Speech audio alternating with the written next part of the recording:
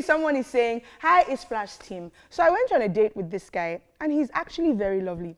The date went well, but there was only one issue, Amanda and Honeypots. After the date, he sent a text to check if I had gotten home. Nice. Then he ended the text by telling me that during the date, the Holy Spirit told him I was his wife. That was a major turn off for me. What do I do? Amanda, do you want to go first? The funniest thing is that I've heard this line before. Yeah. You know, I've heard it at least 2 or 3 times in my life, and I'm not married yet. So I don't know which spirit was actually talking to that person. And I can relate when this person is saying, oh, it's a major turn off for them. Because you don't, you know, bring something so special and sacred as the Holy Spirit into a conversation as a text and say, this is what the Holy Spirit... So, is it that the Holy Spirit is not talking to me? My connection is poor, or what's going on here? You know, my Wi-Fi is bad, or what's going on? So I feel like you might want to talk to the person about it and say, I don't appreciate this. Because if the person was a nice person and it was genuinely a lovely date, it's like, okay, thank you for telling me this. However, I feel uncomfortable by it because I have not gotten this ministration. That's if you care. It's a ministration. That's if you care to actually, you know, talk to this person. Yeah. Because if you just have it at the back of your mind, anything that person says from henceforth is going to be very irritating to you. So it's either you address it or you just completely move on from the person. What if the Holy Spirit...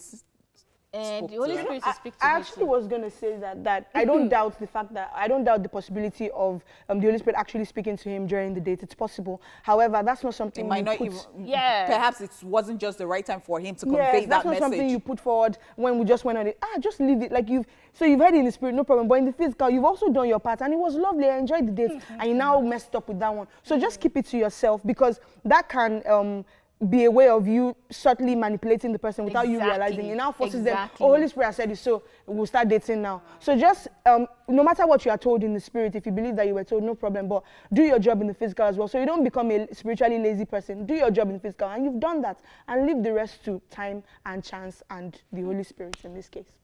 So I don't think you should write him off, Sha, to answer your question, because I only spoke for the Holy Spirit person. I don't think you should write him off. I think, as Amanda said, have a conversation. Let him know that if you try this again, bro, you're going to get cut off. But I enjoyed the date as well, and let's see how it goes. For someone like me, I don't see me as someone who does not love God. I love God, but... There's always that disclaimer at the beginning. I mean, no, because what I'm about to say, before you start looking at me, is it Orisha that I am...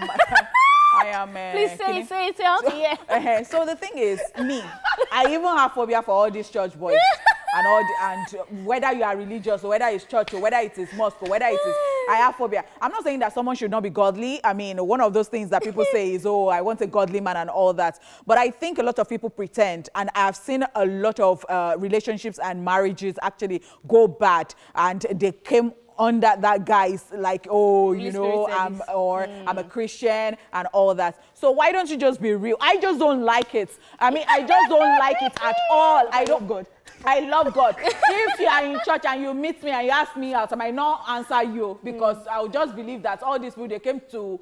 I'm sorry. I know there are some... that you have against church guys? So the thing is, or religious people just lie. So I want you to, I don't want you to be like, oh, because you see, people will go to, they want to get married, and then they will now be very serious. They will now start going to church just because they have an agenda. And afterwards, like, if you're going to worship God, and let us know that this is you. Don't pretend. The problem I have with the church and all of these things is that people pretend a lot. So if I dance to the front on Thanksgiving Day, and then you are dancing, and then you are using style to say, well, please let me have your number. I'm not going to give you my number. I'm sorry, I might be on the same table with that person who's saying that. So please don't tell me that. What do you suggest you do? I think that if you really like that person, you can actually just tell that person that, see, you know what, don't bring this one.